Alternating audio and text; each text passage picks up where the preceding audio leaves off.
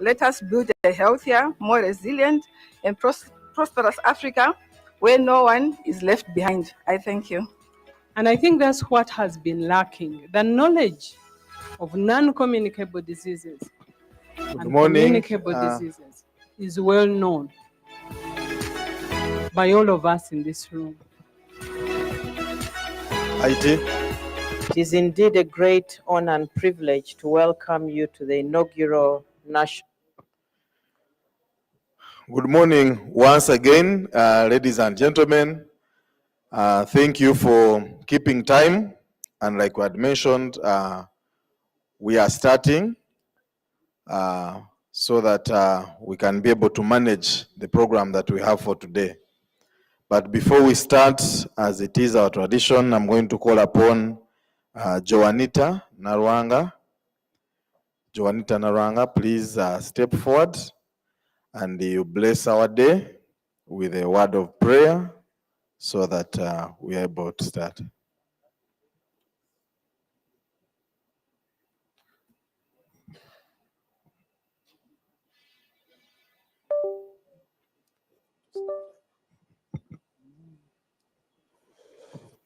Good morning, ladies and gentlemen. Let us all stand up in honor of God's name.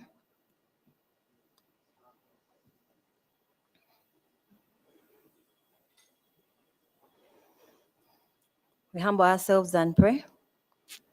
Heavenly Father, we thank you for this morning. We thank you that you have brought us here today. We dedicate this day into your hands and the entire program. We dedicate the instruments and the people who are going to share their presentations today. May the day be fruitful, Lord. And for those that are still on their way, we pray that you grant them journey mercies. And for the rest of the conference days that we have ahead of us, we put them in your hands. In Jesus' name we pray. Amen. Thank you, Joanita. You can give her a hand of clap. All right, thank you. In the meantime, the IT team, please load the presentation for the rapporteur. Ladies and gentlemen, you're most welcome to our day 2 of the main conference. Those of you who are joining us today, this is day 2 of the main conference, but at the same time, it is day 4 of the entire week where we had 2 days of the pre-conference. We welcome you for today's session. Today's plenary session is going to take us up to break time, and after that, we shall have our breakout sessions.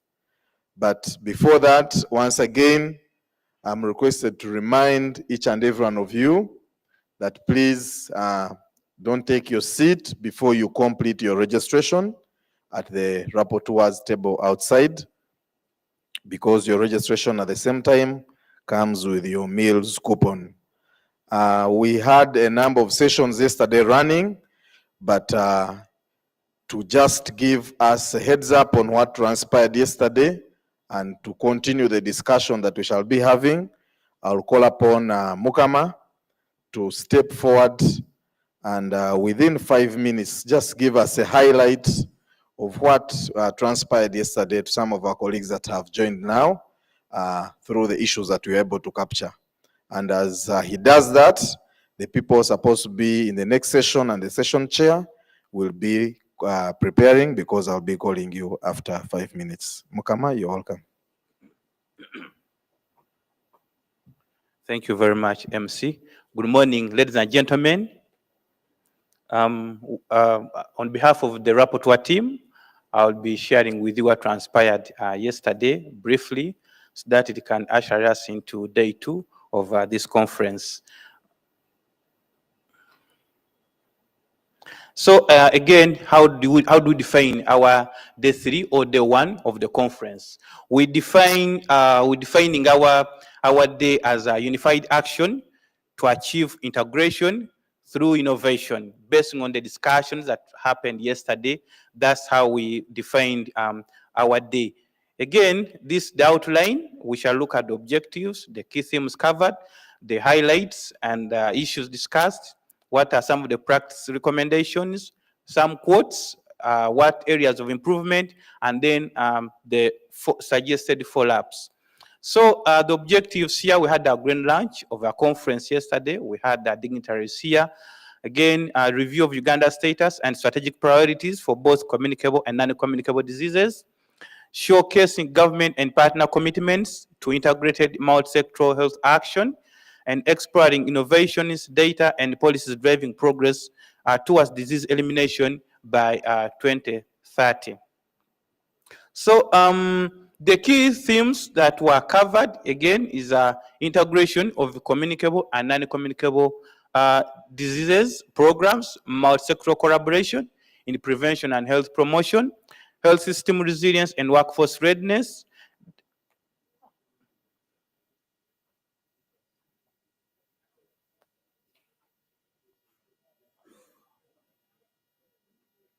Yeah.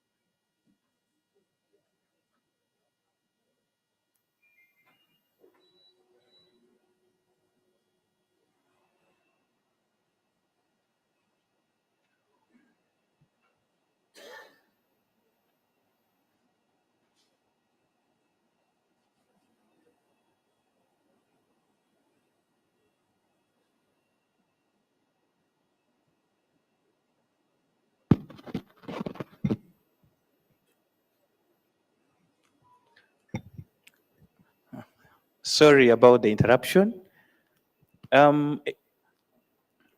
We are looking at the themes that were covered in the day one of the conference, and we had said we had health system resilience and workforce readiness.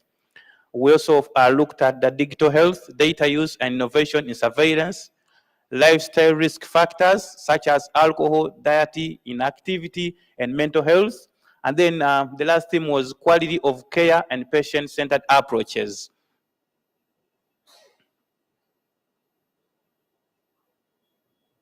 We had highlights for the conference, and I will pick out a few. I will start with the one in yellow, where we had the minister reaffirm prevention, integration, and innovation, celebrating progress, immunization, and physical activity, while warning of rising obesity and inequities. In gray, we had a highlight from the permanent secretary, where she launched the conference urging unified evidence-based action and behavior research to improve community uptake of services. And then I will go to blue. Dr. Stavia, the commissioner, said we need to set ambitious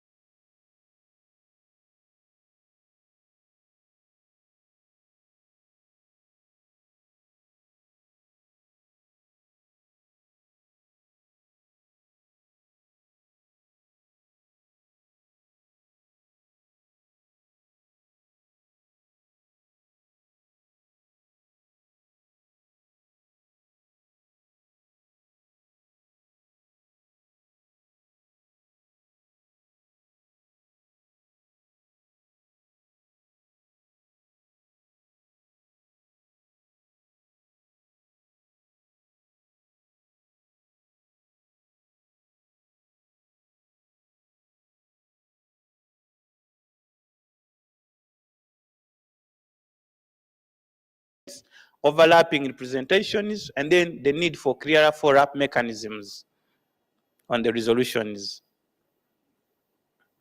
The three takeaways: one is Uganda is pursuing unified action against communicable and non-communicable diseases through integrated service delivery and multi-sectoral collaboration, but also the 2023 data that showed progress.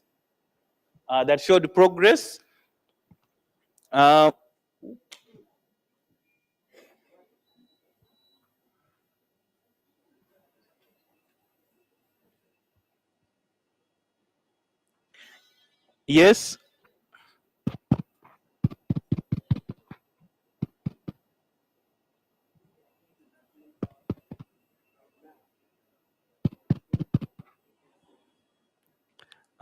Yes.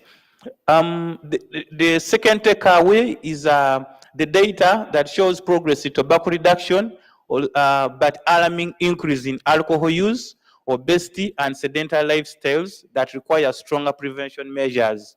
And then the last takeaway is leadership commitment from the Ministry of Health, the academia, and partners in driving a renewed focus on behavior change, prevention, and quality of care. Thank you very much. This has been done on behalf of the rapporteur team. May God bless you and have a blessed day.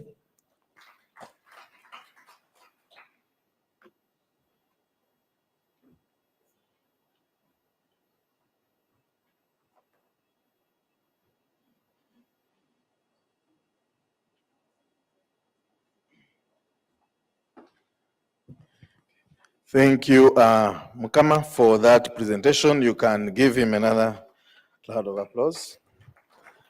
In case there are key issues you feel that were also mentioned and captured, the Secretariat remains open. You can please find a way of noting them down. And remember that at the end of these days, we must put all these into a proper action plan. Progress. So kindly note, in case they didn't capture anything of importance, please bring it up. The session chairs who are in the breakout rooms, we also request that if there could be key particular issues of discussion that were being discussed and noted, you can also ensure that we all have them captured in the report. We apologize for the power shutdown, but we hope we shall stabilize. And at this juncture, allow me to welcome our chair for the next session. Our next session is going to be focusing on the health system resilience amidst shifting funding landscape. And we are trying to see what African countries should do. And for this session, we shall have a panel discussion and a keynote speaker. And it's my pleasure to welcome Dr. Elizabeth Ekirapa, the Associate Professor from Makerere University School of Public Health, to come and guide us through this session. Professor, you'll have up to 10:30 to take us through this session. Thank you. You can give her a clap as she comes to take us through, and welcome her.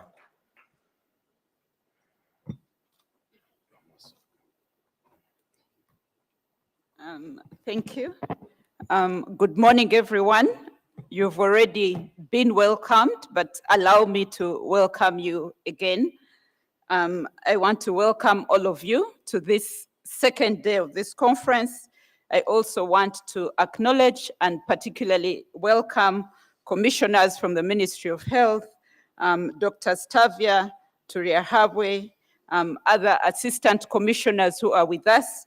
I also want to take this opportunity to welcome faculty from the College of Health Sciences, deans, professors, senior lecturers, and all of you in your different portfolio. I also want to welcome partners who are with us, country directors, program officers. You are welcome. I also welcome our development partners who are with us in this session. Like you have already heard, we are going to be looking at health systems resilience. And when we talk about resilience, we are talking about having a health system that has the ability to prepare for, to respond to recover from, and also to adapt from shocks. And those shocks are different. They may be pandemics, they may be natural disasters, there may be different types of conflicts. At the moment, we are certainly dealing with the financial shock. And so our discussion is going to focus around how do we continue to provide the essential services that we need to provide amidst these kind of shocks. Health systems resilience is particularly important for several reasons, so that we can protect population health while we have these shocks, so that we can minimize the disruptions that we can experience during COVID. We were all able to experience those disruptions. Even in this particular meeting, every minute or so when the power goes off, I hear everybody sighing. So when we talk about resilience, there's so many different areas where we have to be resilient. It's also important so that we can ensure economic and social stability, and so that we can reduce the inequalities that may become more pronounced when we have those kind of shocks. And to help us launch into this topic, we have none other than Professor David Serwada. And Professor Serwada really needs no introduction.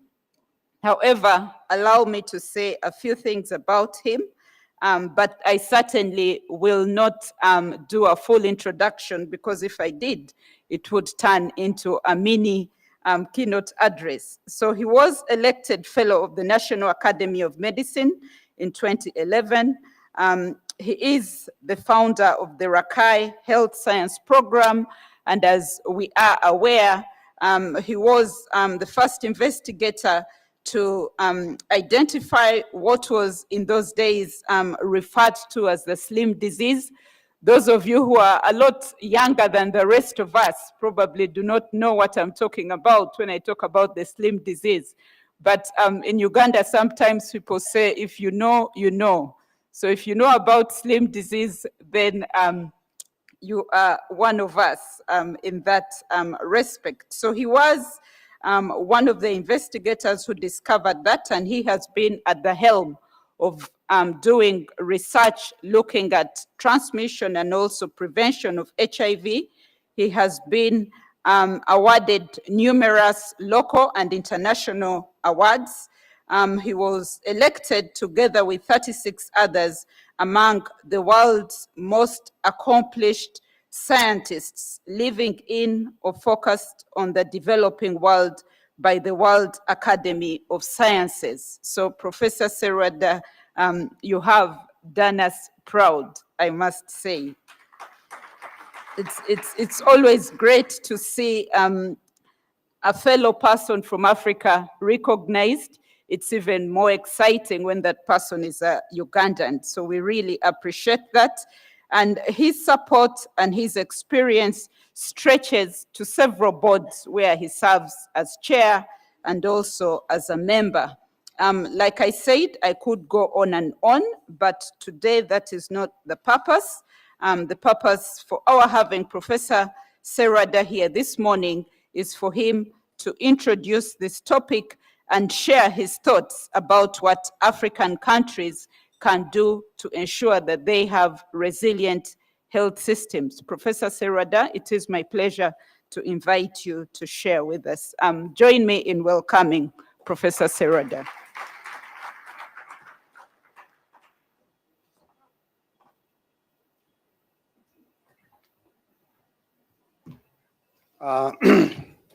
Thank you very much, Dr. Kalapa, for that very generous welcome. I was wondering whom he was presenting, but thank you. I need to, my slides.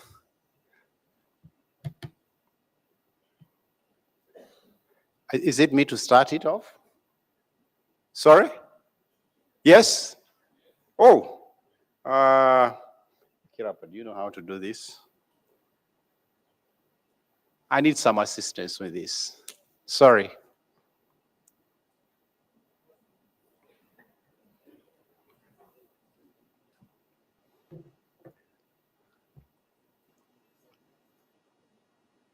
How do you start? Just here.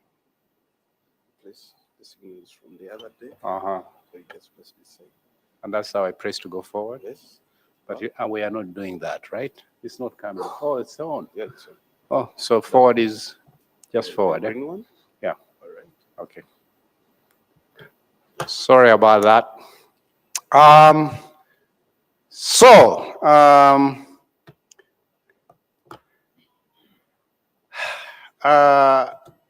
My topic is really to talk about resilience in the midst of global funding cuts. So the official development assistance has projected that we shall have a 9 to 17% cut in 2025. To be sure, global funding for health has really been reducing for a variety of reasons, even before 2024, if you can see that in this curve. You notice that at around 2021, global funding for health has started to come down. And there are several reasons for this. One is that the global COVID pandemic outstretched a lot of funding from our usual donors for aid, but also there has been a shift in priorities in our usual donors or countries that are donating, mainly to really spend more in defense, mitigate migration, but also there's been a shifting priority. When I was preparing for this presentation, I was surprised. You see, health funding has been going up for quite some time, and it's coming down. But a shifting in priorities when you look at climate change or climate or humanitarian crisis funding, it is really shooting up. It's really going out. So there's a bit of change in prioritization in terms of what people are funding. So in effect, funding has gone down quite substantially. Also, at the same time, African countries faced an increasing domestic debt and shrinking physical space, and I'll illustrate that. So all this is going to have a risk on health service continuity and health systems. Now, let's talk about the scale of the challenge. When you talk about Africa, about 25 countries are vulnerable to US global aid cuts. And ODA, which I talked about, per capita on sub-Saharan Africa fell from 50 to 23%. Now, when you look at the countries, government spending on health in low-income countries dropped from 13 to 10 USID per capita. And it surprised me that when you look at all public health funding in Uganda, public health funding, 95% of it was heavily lifted by US government funding. We are talking about the USID, the CDC, and NIH funding, which is a huge amount of money. The impact is all there to see, from programmatic to actually health systems, which we are going to talk about. The potential impact is quite high. Now, Elizabeth talked about resilience. She defined resilience. But I think what I'm going to add on here is that resilience is not only coping, but I think we should emerge out stronger. At the end of it, we should be stronger in terms of meeting our challenges, not just maintaining the status quo, i.e. loss of deliveries, but also turn out having better deliveries moving forward. Africa, of course, has about 26% of the world disease burden, but also about 16% of the world population. But our spending on health is one of the lowest per capita. That gives us how vulnerable we are to reduced funding. However, this is going to be the linchpin of my presentation. And I like this quote from Afro-Africa, WHO. So, as global AIDS contracts in Africa, resilience will depend not how much money we receive, but on how wisely we invest the money it controls. And that's going to be the linchpin of my presentation. I'm now assuming no more money. We are dealing with the money we have. And I think for a long time, we think this is something that should have happened, but now must happen. So what I'm going to say, to be sure, we have been knowing for some time that funding in health has been coming down, as I pointed out, for a variety of reasons. And there have been many meetings. I mean, for the last 4 or 5 years, the meetings we have been attending have all talked about resilience, sustainability. Resilience, sustainability.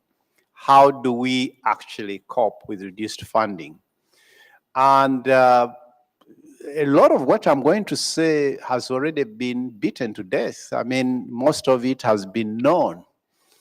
But I'll be looking forward to our panel after my presentation.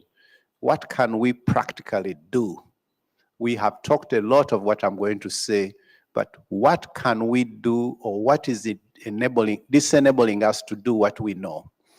So there are about 6 points in terms of pillars of action to enable us to be more resilient. And the first pillar, which has always been talked about, to protect primary health care programs. Each country has to define, out of a proposed packet of primary health care, what it needs to really protect. And then the second point, integration. I think I can see from yesterday's presentation, integration was a very important point. Integrate vertical programs into primary health care. We are talking about integrating all programs that have been vertical into primary health care.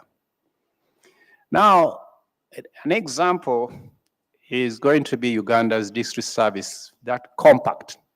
That basically assures what the government can do locally, regionally, and at the district level, and how we can minimize continuity of services during. That's a very good example for maintaining resilience. Domestic financing. I think we have a panel, one of our panelists is from the Ministry of Finance, but domestic funding needs to be now levied very heavily to be able to look at health. There have been several innovations throughout Africa on how to use or leverage domestic funding for improving health services or funding. I think the one that I saw in my review was Ghana. Ghana's VAT levy has a specific portion for health, which has been able to raise a substantial amount of money. Zimbabwe, now South Africa is experimenting with this. But it's very important to note that most of the countries have not been able to do this. Maybe this is something, why aren't we able to do that? Maybe I would like to hear more from the Ministry of Finance. What are the impediments for this? But the most important thing to note is where we are starting from. When you look at the Abuja Declaration, I'm surprised only 3 to 4 countries have been able to meet it in the last 24 years. The Abuja Declaration was in 2001, but only 3 countries. I put 4 because some are go in and out. One year they meet it, another year they don't, but only 4 countries have been able to have 15% of their budget allocated to health.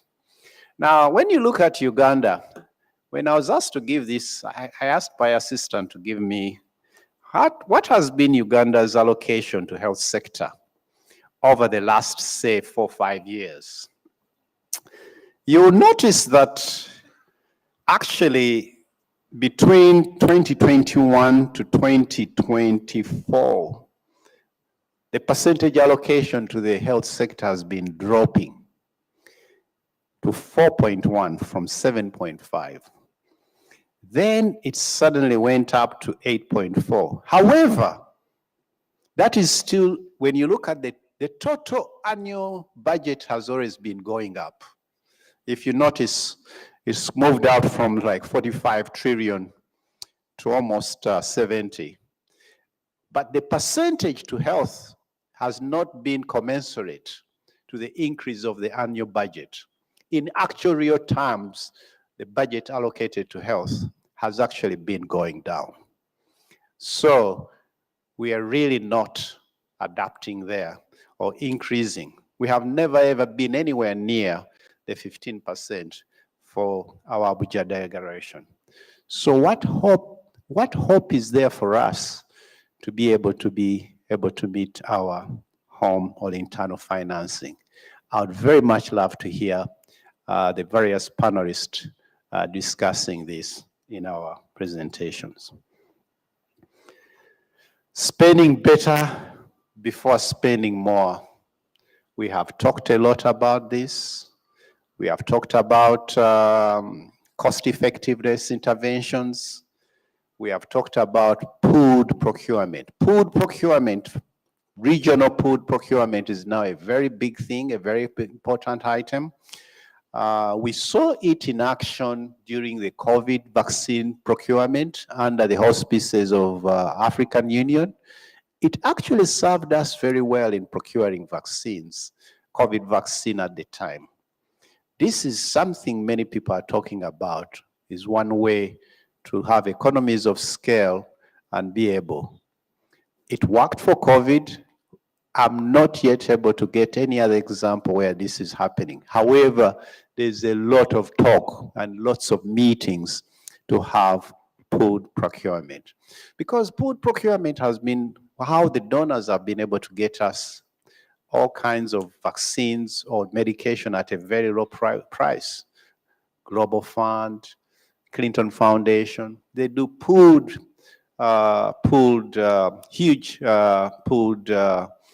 procurement for various countries. But can we do it ourselves? We need a lot of strong leadership to be able to do that. The other thing has been reforming purchasing and incentives for health delivery. We have talked a lot about capitation, that is budgeting for a specific, a specific amount for a particular individual of a period of time. All this has not been very much done in Africa, diagnosis-related grouping, which is basically, but South Africa does, in some areas does this, which is basically putting a cost to a particular procedure and it pays per procedure, or diagnosis, sorry. And what has been commonly done or experimented with, even in Uganda, has been performance-based payments. Rwanda has been very successful in scaling up performance-based payments, and it has actually improved its service delivery. Uganda has experimented to some extent to this. I'm not too sure why we have never really scaled it up, but this is something that we really need to revisit and think in terms of the way we are providing services. Workforce and supply chain. This is extremely very important. You know, what is surprising is that Uganda is about to overproduce health workforce. However, we are not meeting the challenge of absorbing the workforce.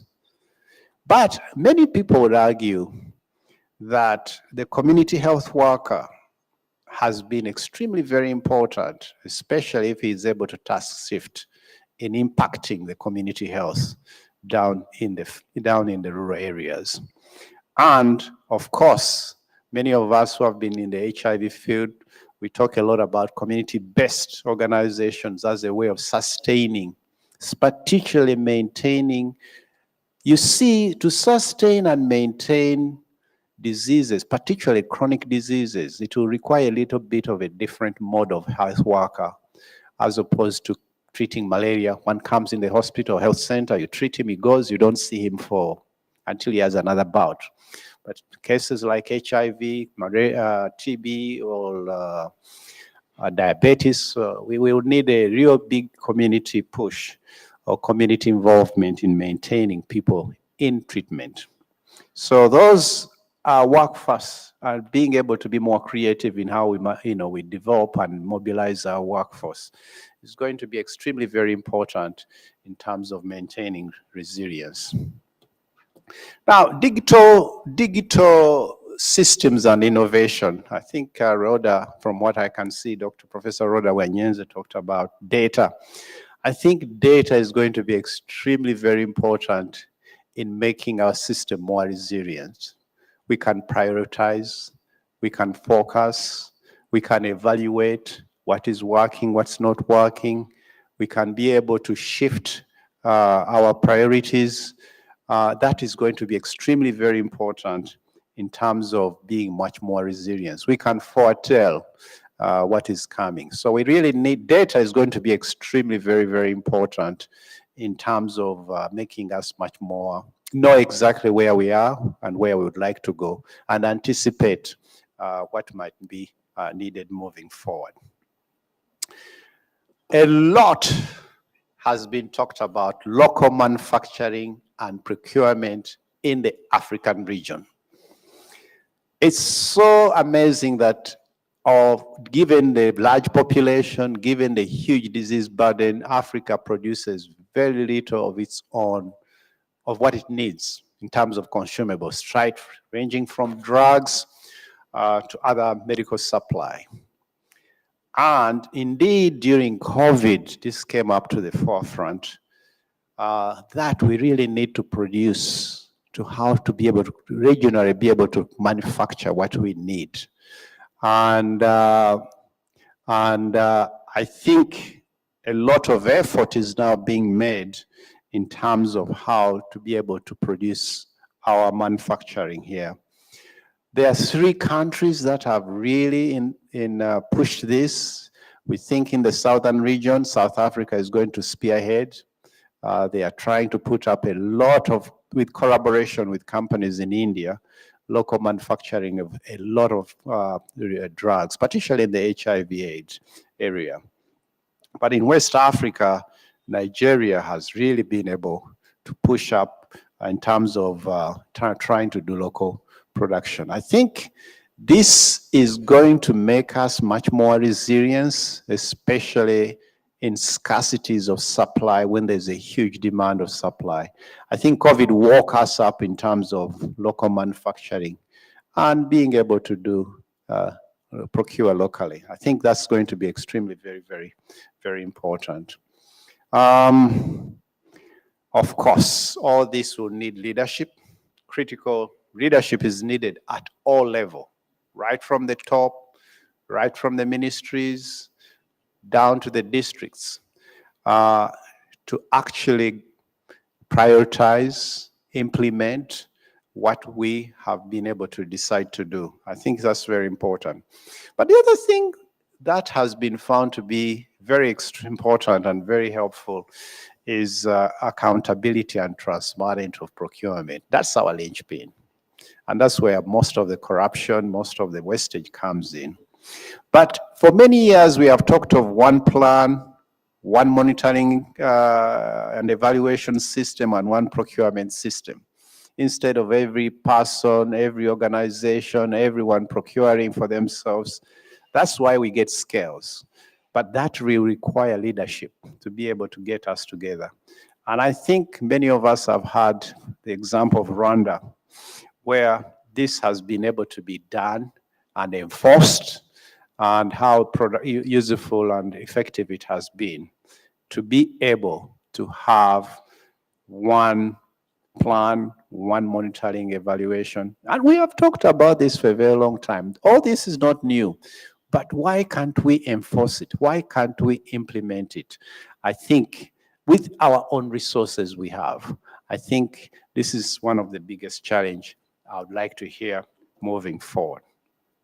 Now, as I close, I think it is the how and the what that's going to be very important in our deliberation here. What I've said is, it's been talked about a lot. A lot has been talked about on the issues. But how can African countries protect essential health services from external funding decline? What practical steps can government take to mobilize and manage domestic health financing? We know that domestic health financing is going to be very important, but what practical steps can we actually do? How can we strengthen financial governance accountability? We've tried, but what more needs to be done? How can African countries strengthen regional and corrective bargaining power? That is regionalization, either in purchasing, in manufacturing. How can we do that? So in summary, I think in my presentation, it's a call for action. I think a lot is known of what we can do to be able to help ourselves to be more resilient. A lot has been discussed about this, experimented with in the past. But the most important thing is, what are the factors that either enable us or disable us to be able to implement what we know? And I think that is where the most important part of the discussion in this morning panel, in my opinion, should focus, because I think we more or less know what we really need to do in order to be a little bit more resilient.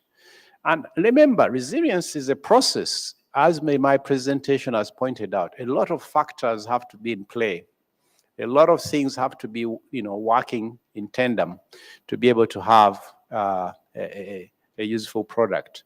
How can we be able to tackle that?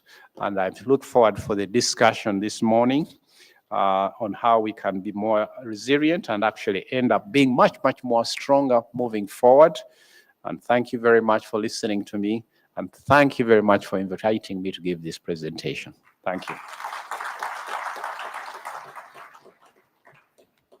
Do I sit here? Okay. Thank you so much, Professor Seroda. You've got all of us thinking about the how and the what and what we need to do. And you've posed a number of challenging questions talking about the workforce. Are we training a workforce that will be able to provide the services that we need? Are we analyzing the data that we are generating? I think in our structure, we have one biostatistician at the district office and records officers who do not have probably the capacity they require to analyze the tons of data that we require. How can we strengthen that? How are we promoting accountability? And several other hows. And you posed the question about the how and the what. And so I'd like us to delve into the issue of the how and the what. And we are going to invite our panelists. As we are all aware, this conference is looking at communicable and non-communicable diseases. We are told it's not good to sit for too long. I'll ask you to stand as we invite our panelists. We are in an election period. Let's imagine they are members of parliament already elected. So we are going to clap for them as they come to the podium. Ladies and gentlemen, allow me to begin certainly with a lady. Allow me to invite Dr. Christine Musanu. Dr. Christine is from the World Health Organization. She's the team lead for communicable diseases and non-communicable diseases in Uganda. Dr. Christine, you're welcome. Let's invite her with a clap. Please do take your seats. Allow me to invite Dr. Edward Bitarakwate. Dr. Edward is the country director for the Elizabeth Glaser Pediatrics Foundation in Uganda. Dr. Edward, you're welcome. Your claps are very feeble. Thank you, ladies and gentlemen. Let's invite Dr. Nelson Musova. Dr. Nelson Musova is the Director General, Uganda AIDS Commission. Dr. Nelson, you're welcome. Allow me to invite Dr. Emmanuel Batibwa. He's the Executive Director, Mubende Regional Referral Hospital. Dr. Emmanuel, you're welcome. I have two other panelists, Dr. Richard Kavanda. I don't know if you have arrived. If you have, please do join us. When he comes, he will join us. It appears he is not yet here. Mr. Johnson Tumesigenzi from the Ministry of Finance. I don't know if you have arrived as well.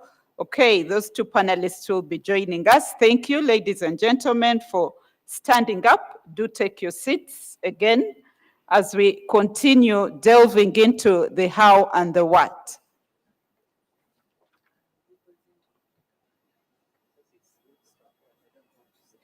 Okay, thank you, thank you.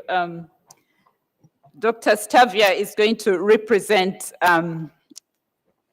Dr. Richard Kavanda. So, ladies and gentlemen, let's invite Dr. Stavia. Okay, so ladies and gentlemen, our panelists, welcome. Thank you for being with us. If you have questions for Professor Serada, we shall be delving into that session at the end of this brief session. So I'd like to request the panelists to just share with us a few of their thoughts. And Dr. Stavia, I'm going to begin with you. Because Ministry of Health is in charge, Ministry of Health is in the driving seat, and you have been in that driving seat, leading the discussion about integration. So would like to understand, how does Ministry of Health define health systems resilience? How do you define that? How are you operationalizing that? What are the main things that the ministry is focusing on? If you could just take 5 minutes to tell us a few things that the ministry is focusing on.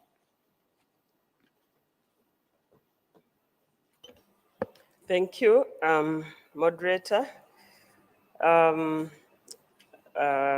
saw Kavanda was supposed to talk about Ministry of Health Innovations, but I think it's in line with that. So what are the system things that the ministry is focusing on? Number one, we are redirecting our focus to preventive and health promotion efforts. You must all have heard about the introduction of the community health extension workers who are going to be at the parish level. This is in addition to the village health team at village level.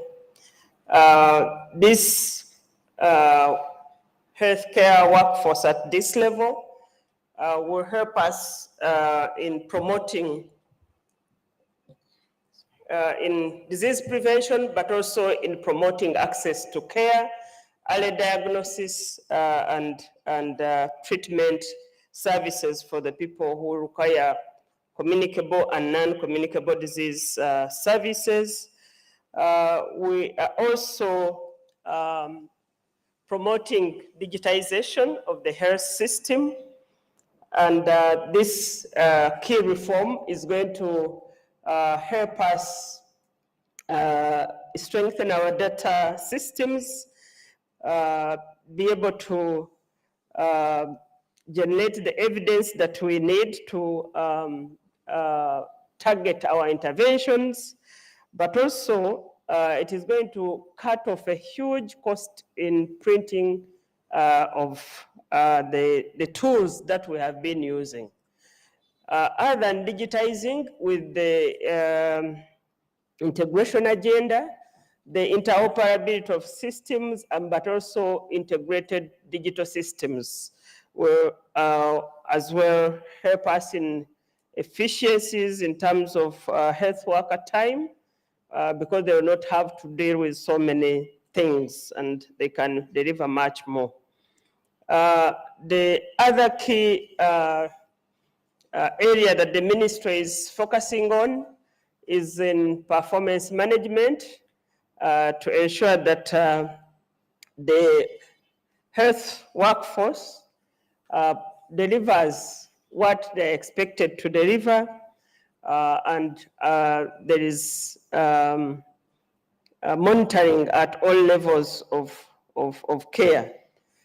So that comes in with the leadership that the ministry is providing to the different levels.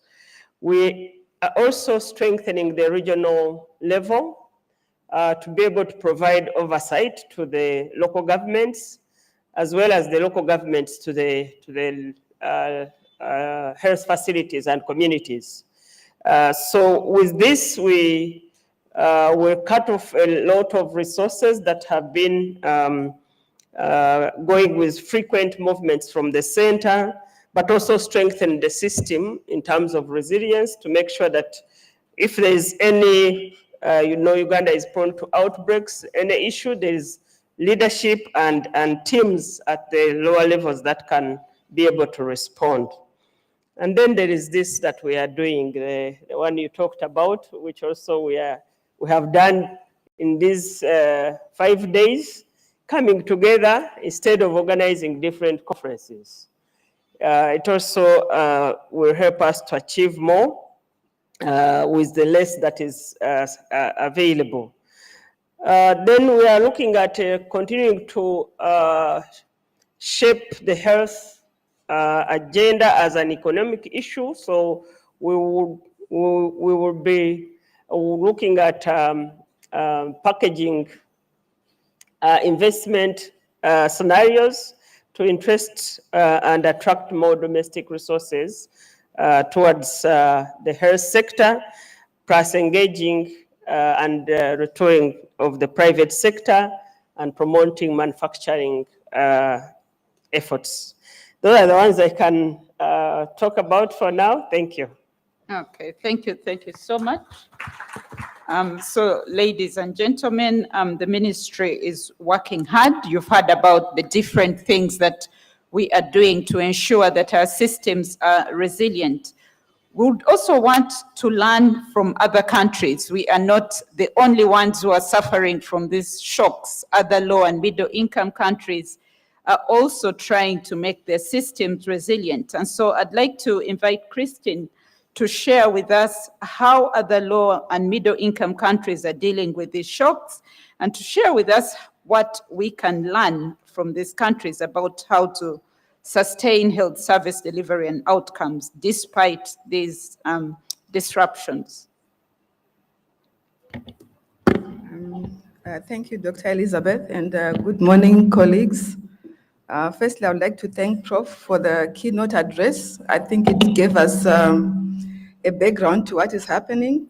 As you are aware, external health aid is projected to decline by 30 to 40% this year compared to 2023, causing immediate and severe disruptions in low and middle income countries. In March this year, after the US announcement, WHO did conduct a data survey among 108 low and middle income countries and showed that critical services had been affected, especially maternal and child health, vaccinations, emergency preparedness, as well as disease surveillance. And the reduction had been up to 70% in some countries. And over 50% of over 50 countries also reported job loss of health workers. That's straining the health system. And we all know that there was disruptions in terms of training of the health workforce. That's further affecting the fragile system already. Therefore, African countries in the African region need to cushion the immediate impact of these reductions on foreign aid and to adapt a new era of reduced assistance. I think for most of us, we saw it coming, but we didn't know that it was going to come this fast. So now we're in this new era, we should see how to manage given what we have. And there are some few policy recommendations that we need to consider. For example, we need to protect the health budgets that we have and the essential health services that we provide. We need to prioritize health services, especially those accessed by the poor, because those are the ones who are mostly affected. We also need to improve on efficiency through better procurement, reduced overheads, and strategic purchasing. And I will not belabor on the issue of primary healthcare and integration, the issue of domestic resource mobilization, as well as stepping into the private sector through public-private partnerships is also important. The issue of health technology assessments, investing in our infrastructure and workforce, and also improved governance. As we speak, only 29% of the African countries have updated national health financing plans, and this needs to be improved. In terms of lessons learned from the African countries, we know that country leadership and global solidarity will be critical for us to be able to move forward. And several countries have already taken decisive actions to strengthen their health systems and protect essential health services. I'll just give you an example, 4 examples of what other countries have done. So for example, Kenya, Nigeria, and South Africa, they've allocated additional health budget, additional funds for the health budget. Some of them have been approved and some are still to be approved, but that was a move that they saw necessary to bridge the gap. Nigeria increased its health budget by 200 million to offset the aid shortfall. And this has been allocated towards immunization, maternal and child health, and as well as other priority programs. We heard Prof talk about Ghana. Ghana has done a lot. It's lifted its cap on excise tax, earmarked for its national health insurance scheme, and this resulted in a 60% budget increase, which translates to about 400 million between when they started up until now. And the country has also gone further. Besides the excise duty, they have launched what they are calling the Accra Reset, which is a board framework to reimagine global governance, financing, and partnerships in health and development, given what is happening and given the fact that we are in a new financial era. And lastly, our very own country, Uganda, has outlined a clear policy agenda for integration of health services and programs, aiming to improve efficiency in sustaining service delivery. And I think we need to applaud our government for that, and we hope this is going to be a case study that will be shared with other countries so that we don't reinvent the wheel. So the funding landscape has changed, and we all know it has changed, and we need to change our mindset. But there are also opportunities that we should explore to make sure that we survive in this environment. The issue of collaborating regionally and sharing innovations, and also issue of food resources, is something that we should take seriously. We have been talking about it, but I think now we need to walk the talk and make sure that it actually happens in real life. We also need to leverage on the African Union and other regional bodies for policy harmonization so that we move together as Africa. And we need to invest in resilience now, not just for emergencies, but for everyday health services. And lastly, as Prof said already, we must remember that Africa bears 26% of the global disease burden, but accounts just 2% of global health expenditure. And it is now time for us to change this trajectory. You and me, we need to act now. And in closing, I just want to emphasize that resilient health systems are not built in crisis. They are built before the crisis. So let's not wait for another crisis for us to build resilient systems. Let's work now together so that we can strengthen Africa's health systems for the future. Thank you. Okay. Thank you so much, Christine, for that. So resilient health systems are not built in a crisis, they're built before the crisis. And Prof reminded us that we need to get stronger after some of these shocks. Thank you so much for sharing those lessons with us. And you said we need to start now. So in terms of starting now, I want to invite Dr. Edward Bitarakwate to also share with us what are his thoughts on things that we need to do differently as government, as NGOs. How do we move forward given the current situation that we are facing? Dr. Edward, you're welcome. Yeah, thank you, Professor Elizabeth. As I start, I'd like to thank the conference organizers. This is a really well-arranged conference and a step in the right direction. We're building towards resilience. I'll make my comments, based on 2 decades of trying to support health services in Uganda at the central level, but most importantly at the decentralized level. And I was very happy to see in the audience a lot of the leaders from the local government, LC5 chairpersons, chief administrative officers, our district health officers. And for me, one of the critical elements about discussion is that financial protection, if one looks at the goals of the health system in terms of outcomes, financial protection is a critical outcome. How do we de-risk the population from the catastrophic costs of healthcare in a period where, we're seeing official development assistance reducing? If I borrow from the words of a senior government official, money is coming. But it's not about the quantity of the money. And I agree with Professor Serwada, who talks about how we invest these monies, efficiencies. One critical element we need to adopt, develop, embrace is the multi-sectoral collaboration within government. But in order to do that, we must first change the way we think about the availability of financial resources for healthcare. For example, the ministry, does everyone know that the Ministry of Local Government has performance assessments for health? The 2 minimum conditions, 6 performance measures with about 16 indicators. Dr. Stavia talked about performance management. The local government assesses all these things, but how much are we leveraging those resources that are already with the local government to help us improve the quality of the access to good quality health care? The Ministry of Local Government, earlier in the opening presentation, you heard about efficiencies in procurement, reducing leakage. The Ministry of Local Government has a very active internal audit section.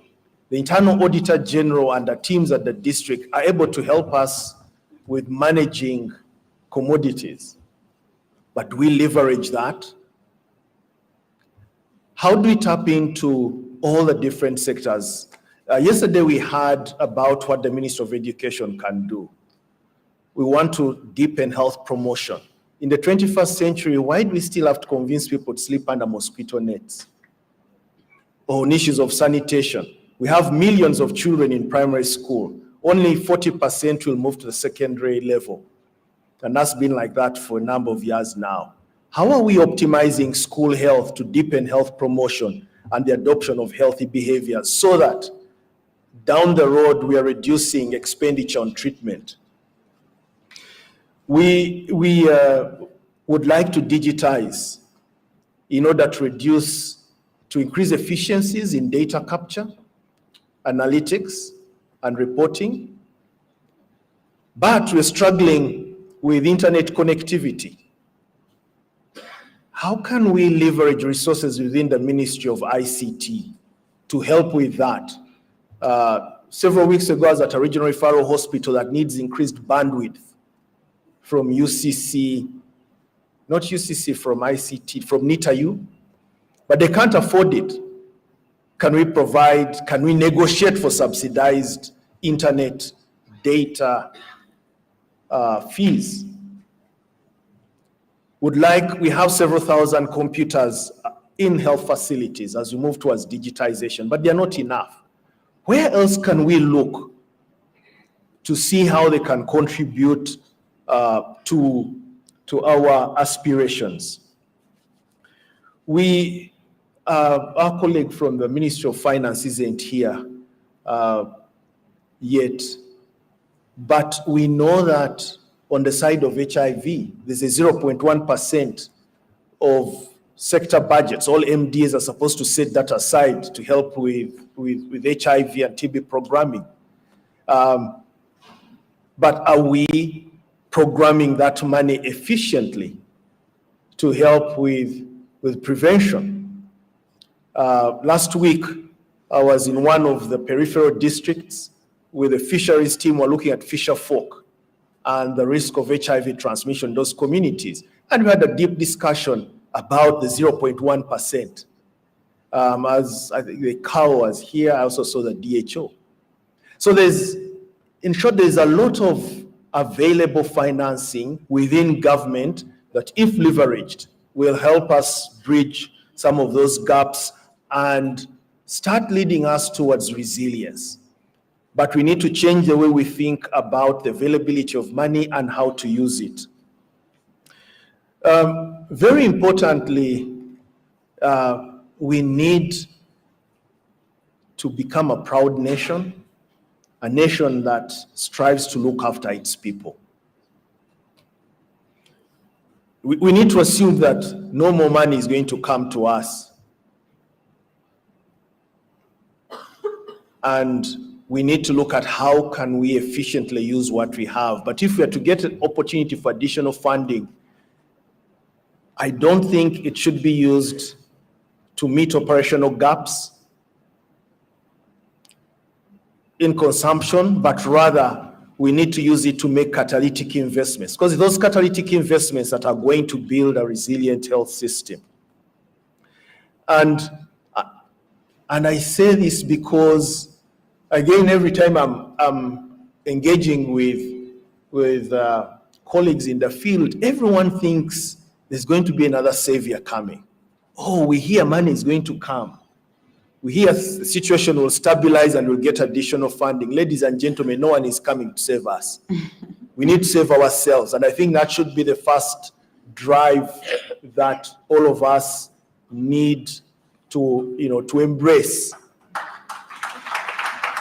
so that any help that comes is invested wisely and is catalytic. One of the things I'd like to speak to is the role of NGOs, international NGOs in this. Again, I think international NGOs need to pivot, slowly wean the health system off the dependency, if I may use those words, move away from direct service delivery and pivot more towards technical assistance, and allow the health system to carry this burden on its own, because I think that's going to be key to developing resilience. In the last several months, we saw how we had some lapses in healthcare, some lapses in health information systems, because the shock was abrupt and quite profound, but the system wasn't ready to take on those responsibilities, probably because it had been helped for a very long time. So how do we wean the health system off that direct support for critical service delivery functions?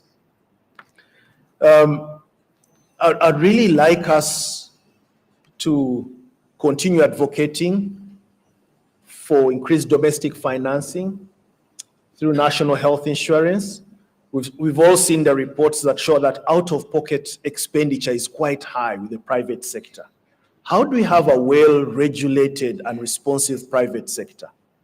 But then how do we build a good national health insurance where everyone contributes a little and improves access to good quality health care and saves the communities from the catastrophic costs that they so often incur as they run to the private sector to seek services that may not be available in the public. So I'll keep my comments at that for now, but most importantly, we need to change the way we think about how to finance our healthcare by looking internally, seeking efficiencies, and using any official development assistance to catalyze health system investments that will make us resilient. Thank you. Okay. So thank you so much, Dr. Edward, for reminding us that no one is coming to save us. We have to save ourselves. And so we need to change the way we think. We need to change the way we invest the money that we have. We need to leverage resources that are available from other sectors. And these are things that have already started happening. We are not completely asleep. There are areas where we seem to be asleep, but there are areas where we are wide awake. And the Uganda AIDS Commission has already started working on this issue. And I want to invite Dr. Nelson to share with us how the Uganda AIDS Commission is working with other partners to see how we can sustain the gains that we have made with regard to HIV/AIDS, how we can provide these services from a more multi-sectoral perspective, how we can strengthen accountability and governance to ensure that we have all hands on deck and all of us are working to get the services that we need available to those who need them most. Dr. Nelson, you're welcome. If you could take 5 minutes, please. We need to also hear from the audience here, and we need to manage our time. Thank you. Thank you, Professor Krapa. Yes, so, excuse me, I'll speak from the perspective of HIV, and like Professor has mentioned, even before the recent America First policy shifts came into place, as a country we had already, started having discussions for over a year now, and the discussions about how do we transition from where we are now, our current state, to a more sustainable country-led model, and looking at this for over the next 10 years and beyond, so that we can safeguard some of the gains that we've made over the last 3 or 4 decades and build upon those. And we've already heard about what the Ministry of Health is doing in terms of integration. So the sustainability roadmap or framework builds on that. And we've approached this in a collaborative manner, very high level. We have a high level joint steering committee that is chaired by the Minister for Presidency, where we report on a quarterly basis. And ultimately, once we've reached a stage where we are now, the next steps to ensure that this roadmap is presented to Cabinet and ultimately Parliament and adopted before implementation. But I'll focus myself mainly to governance, leadership, and accountability. It has several other components within the framework. It has a financing model, programmatic model, service delivery, community systems, and others. But for now, in the few remaining minutes, I'll focus on governance. So first of all, leadership and governance is a critical foundation for having a sustainable and effective health and HIV response. And I think for Uganda, we have examples. We know how we've managed, the HIV response in the past, how we've managed epidemics like Ebola, Marburg, COVID most recently. We've had leadership at the core of that. What probably misses is the consistency and retaining it at that high level. First of all, from the positioning perspective, the health sector or the health objectives and goals are well embedded in Uganda's development agenda. If you look at the Vision 2040, where Uganda aims to have a modern, state, industrialized country, the National Development Plan 4. The objectives are very well articulated in there. So, and then we've transitioned from a sector-wide planning approach to program-based, and health and HIV belongs to the Human Capital Development Program, where education is the leader. So what do we need to do? The proposal in the sustainability roadmap or framework is that leadership and the governance needs to be strengthened at national and subnational level.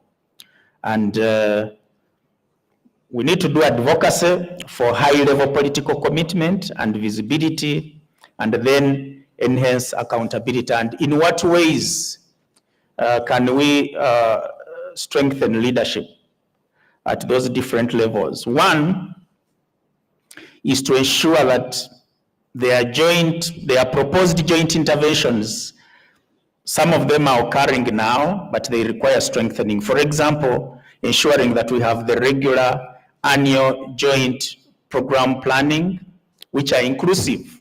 They should include government, they should include partners and civil society and all the communities. And then we should have regular quarterly program reviews. And I've had, you've had discussions around data.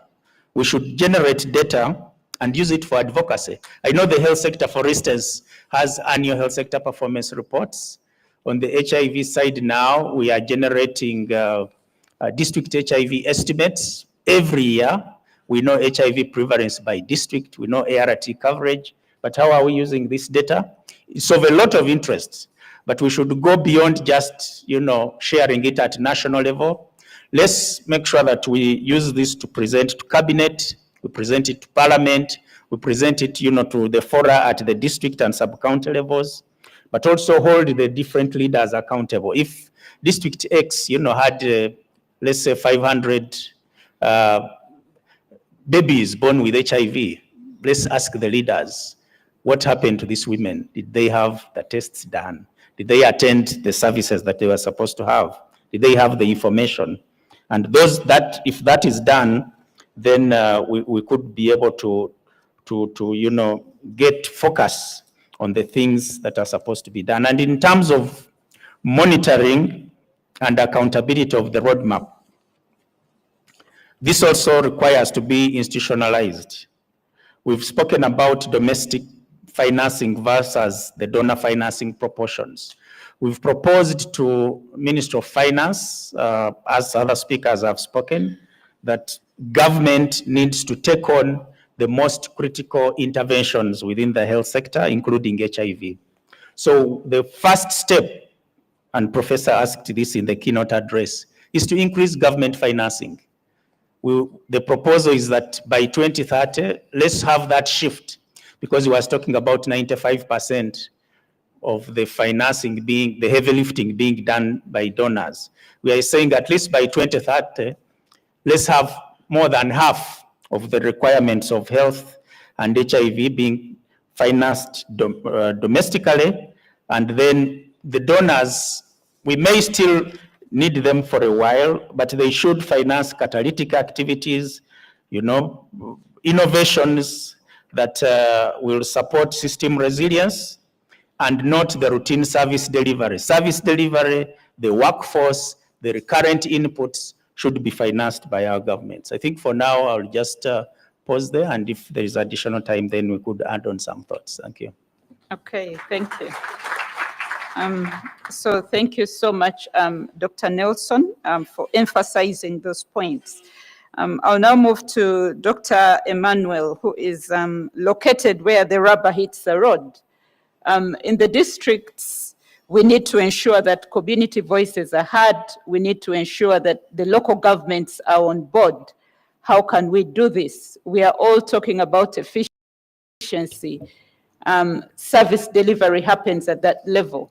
What are those issues? If you could spend 4 or 5 minutes. Thank you very much, Moderator Dr. Elizabeth. And I also appreciate the presentation by the other panelists here. Regions are implementers of government's policy, especially in our case, the Minister of Health. And in the whole organizational hierarchy, at the bottom, at the grassroots level, we have the CHUs, we have the village health committees and teams, and the other health centers up the national referral systems we have. Now, the voices of the communities can be heard, first of all, through some of the innovations which have put in place, which include barazas. We've talked about the barazas already, where the institutions, the local governments, especially the health facilities, go out and in an open discussion with the community members and other stakeholders and listen to them, their concerns, their appreciation and complaints. And we get all these into record and use this for planning. And the participative planning approach has to be used in this case, where the ideas which have been picked from the communities are put into our work plans and budgets, which we eventually implement and also forward to the Ministry of Finance and local governments and public service for support for their implementation. And the other way of hearing the local governments and community voices is through client satisfaction surveys. The Minister of Health has already been able to put in place a mechanism which is scan code guided, and even also we still have some paper survey systems in place where we ask the clients, the patients, what they think about our service and where we could improve. And these, when they are put into, they are followed through, we have had efficiencies happening and improving in our setup.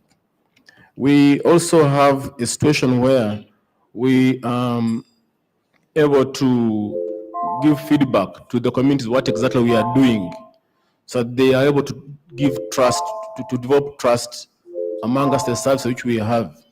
Many people tend to complain because they don't know what exactly is taking place in these hospitals and other health facilities. So in our set, it will be good that we normally give feedback to these communities. The other one, which is I think important for us in a way of improving, is to always hear the alerts they give us through the emergency operating centers we have. These alerts for any suspicious causes of death have to be followed through and investigated and communicated to other various organs in the country to effect and to have a very good effective response to these kind of concerns, especially if they have epidemic potential. We have regional referral mechanisms, which normally we have to use, where we are bringing together a cluster of districts and we work with them to address matters concerning the districts in the health sector. We can also look at areas where we think of efficiencies. Let me talk about this as well.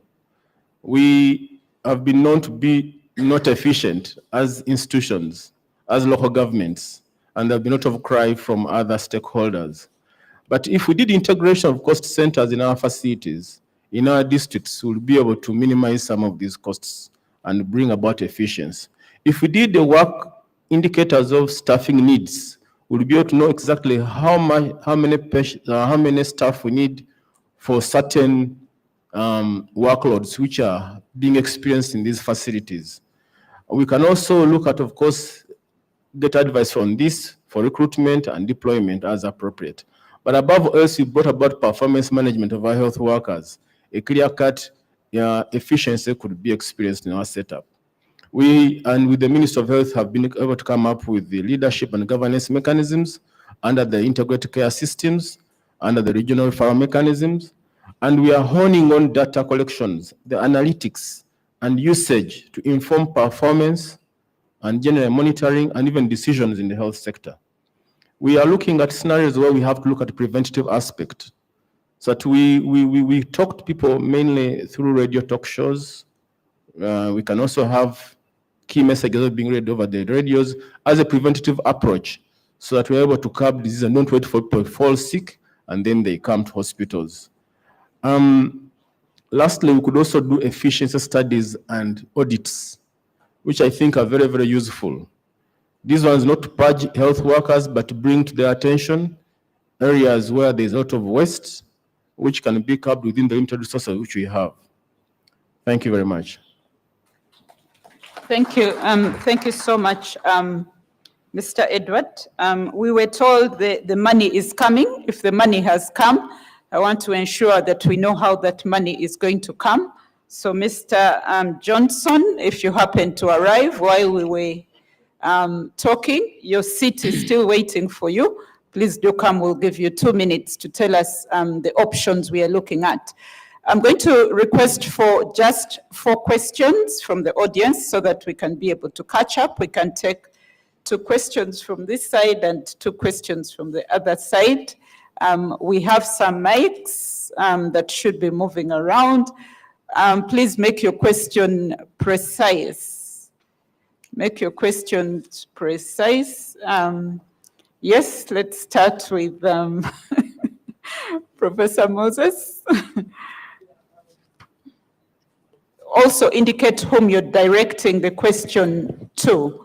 So please be precise, just ask 1 question.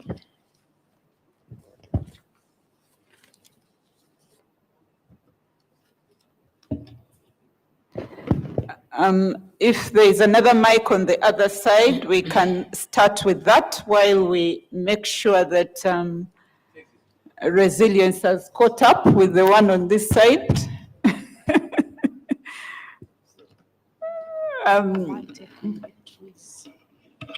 Okay, there was... Okay, we can start with the hand just at the back there. There's a hand at the back. We can start with that one. Thank you, Prof. Elizabeth. I'd like to appreciate the submission made by all the presenters on the panel. 2 things. Permit me, Prof, to submit like I lived at the turn of the 19th century so that we get out of this quagmire of being resilient. 1, we need to, as we think of domestic funding, let's think of domestic rethinking and go back to the roots. I last start off in 1935 when the Public Health Ordinance was invoked. Some of these things that cost us a lot of monies were not there. For example, cholera, which costs a lot of money. I'm sure Professor Serwada knows that when he was in the medical school, there was only 1 bed of cholera, demonstration bed in Mulago. But right now there are beds everywhere in the country.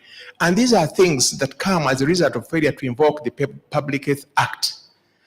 Look at malaria. All these things you see, they are preventable. Look at the border accidents, the road traffic accidents. Please do ask the question. Yes. So, we appreciate the reflections, but please do ask the question. Much obliged, Prof. The point I'm trying to drive home is that let's invoke the Public Health Act. It will help us in trying to make a lot of saving before we even think of domestic funding. So let's invoke the Public Health Act. It will get us out of this quagmire of looking for monies where diseases are more preventable than treated. I submit. Okay, thank you. So there's another hand just at the top here, and then we'll go to Professor. Please keep your hands up. Thank you very much. I'm Mboga Issa, Chief Administrative Officer of Amidst Local Government. We thank you very much for the presentations you have made. The issue of increasing the budgeting, the funding for the health sector, the burden, I'm of the view that those who can afford, I think it is time now to have the health insurance for public officers and those people who have an income. The public officers should be compulsory. We contribute to our health issues such that the government, much as it can complement our issues, it can work on those people whom we are trying to pull under the PDM, those 39%, whom we can pull up. Then 2, I'm very grateful to Minister of Health because now they are key performance indicators and there are issues which you have put like the result-based financing, whereby it looks at how are the performance indicators and the funding reflects. We are very great. Disintegration has moved forward, even under value for money. The Office of the Auditor General has several times put key systematic areas under the health, like now the supplies, the drugs and what.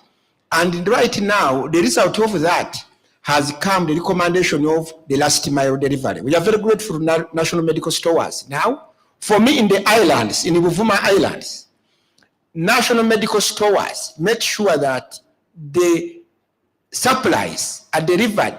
Even in deep, we have our last health center and Kata Health Center. With those waters border with Tanzania.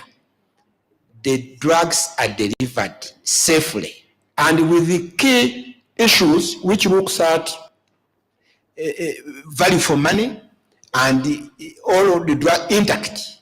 I remember when I compared this in 2008-11, I was the chief administrative officer in Yumbe district.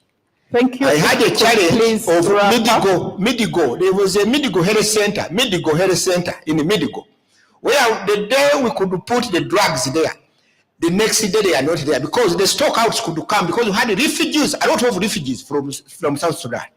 And we are very grateful that now you give the medicine based on the what?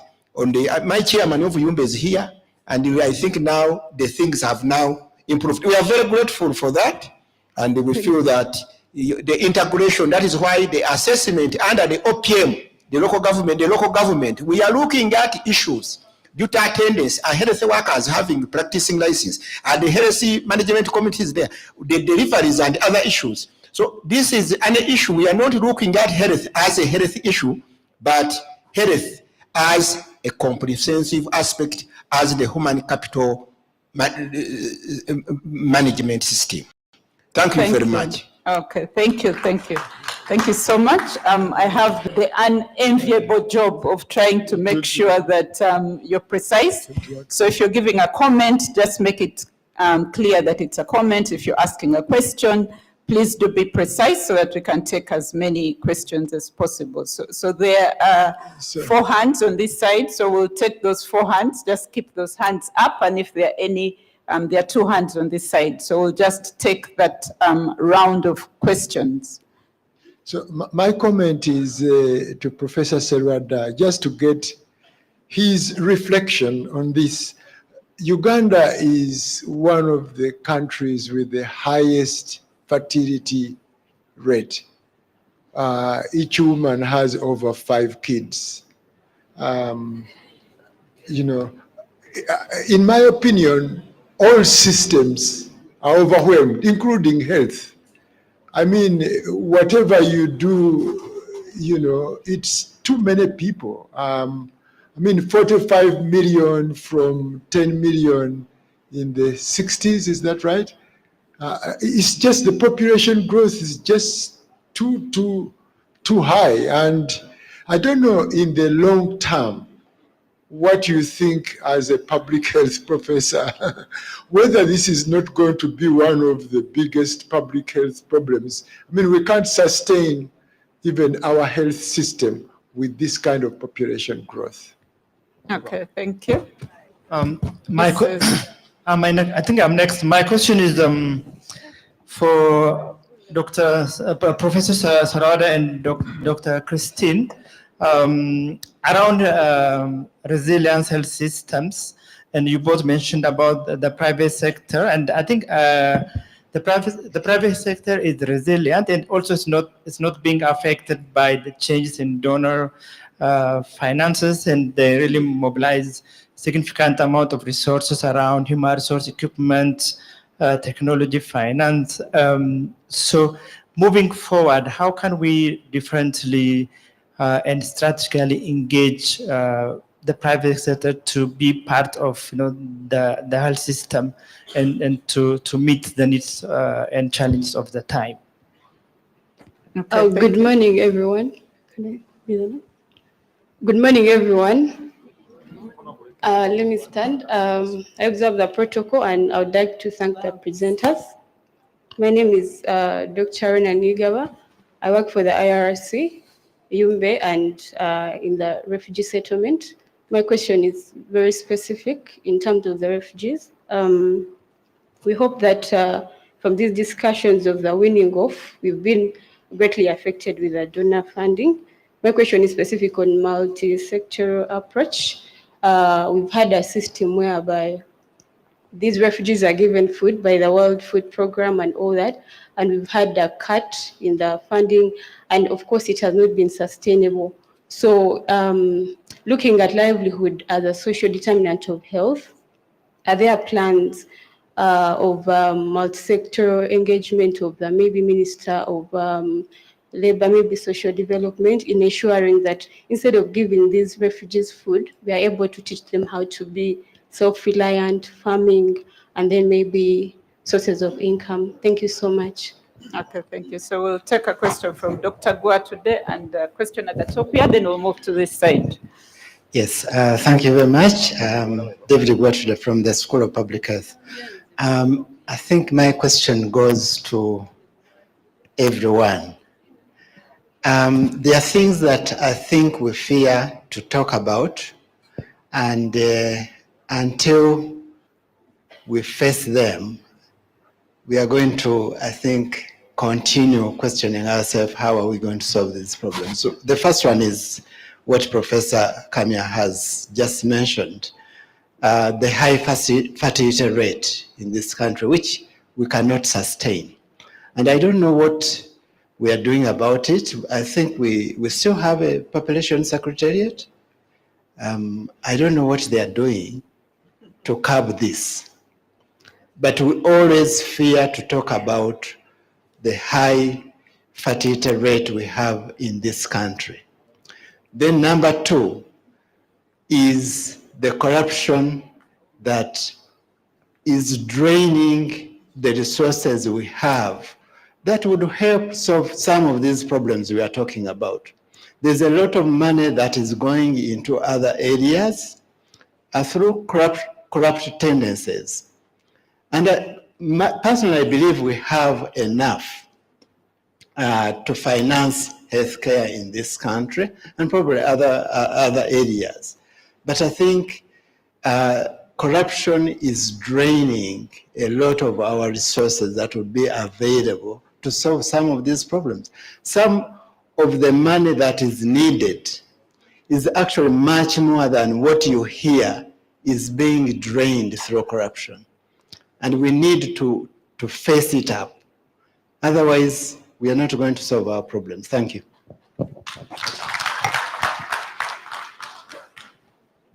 Thank you very much, Madam Moderator and the presenters. I just have two comments. One is around the community health insurance schemes and cooperatives. I think they are what most people are now looking at. How do we ensure they are regulated, but also that they don't land into the whims of exploiters, because it is the something that is coming, it's the magic that is coming that we need to garner around. The second one is around how do we use the redress systems in the facilities. As a recipient of care, I'm Flavia Chomkama from the National Forum of People Living with HIV. We do have representatives on the HUMICs, but we don't know them. They don't consult us. They don't give us feedback. How do we interrogate this kind of structure, especially for those of us who don't know how to write on those papers, or even who don't know how to use smartphones to use those satisfaction surveys? And finally, I would like to appreciate the ongoing HIV sustainability roadmap development, that they have really considered community system strengthening as one of the integral parts that needs to be financed to ensure that we sustain the disease prevention, but particularly HIV prevention, and sustaining the progress. Thank you. Okay, thank you. So let's move to this side. Thank you. My name is Gloria Ndekezi Chimpaye, and I'm the head of rehabilitation services at Kosu Hospital. My question goes to Dr. Stevie about bringing services to the community level, and then to Professor Sewada, who talked about rehabilitation at the primary healthcare level. Primary healthcare services being rehabilitative as much as they are curative. Have we considered bringing on board physiotherapists who are actually the experts of movement and who are the experts on prevention as far as communicable health, non-communicable diseases go. When we hear from some experts, they tell us that sedentariness is becoming even worse than smoking when it comes to prevention of non-communicable diseases. And yet, around this space, I think if I'm not wrong, I might be the only physiotherapist in the room. So have we considered as the Ministry of Health, as educators, bringing on board the physiotherapists who are going to drive this agenda of prevention of non-communicable diseases? Thank you. Let's have those two hands.